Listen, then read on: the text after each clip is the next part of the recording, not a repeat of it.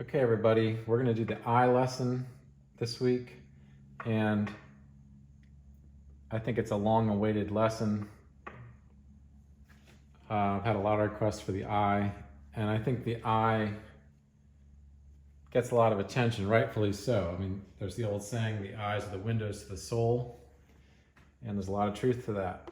I think from birth, we're just programmed to look at faces and look into people's eyes. And if you are talking to somebody, you're going to look at them, at their body, then you're going to look at their face, and then you're going to look into their eyes.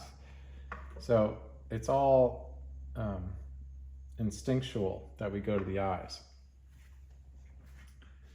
I think the downside of that is sort of like the female breast.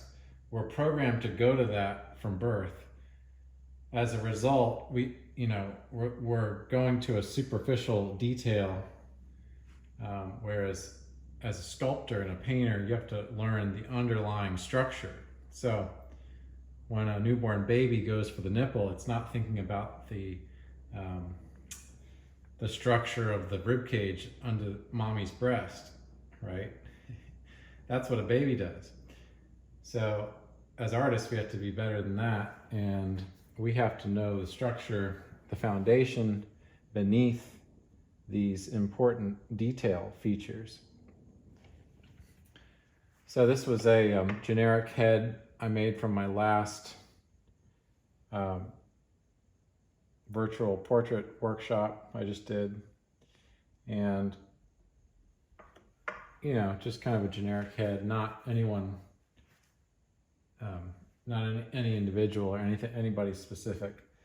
So I think what I'll do is, even though I already demoed the eye on here, is I think I'll wipe it out and do it again, and that way you get to see that process. So let's see. Let's just take it back to maybe like a Grecian look. And when I say Grecian, I mean Greek. And if you think about the Greek sculptures, they have those blank eyes, really smooth eyes. And the reason that they have smooth eyeballs is that those the ancient artists, they actually painted the iris on, or they would sometimes use a like a jewel or a piece of copper or a piece of gold, and they would make the irises that way. So all of those weathered white marble statues that you see in the museum were at one time ornately painted.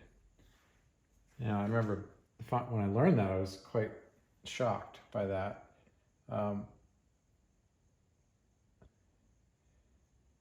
Because there's such a beauty in seeing the raw stone. So I think today, when artists emulate the Greeks, they're actually emulating an ancient Greek look, not the way they were when they were painted. When they were freshly painted and made. So I have another video on the nose where I go into the eye socket. So I'll briefly touch on the eye socket here. But I'm more so going to focus on the eyeball, the lids, the iris, the pupil, and some small, vocabulary within the organ of the eye. Not so much the bony structure.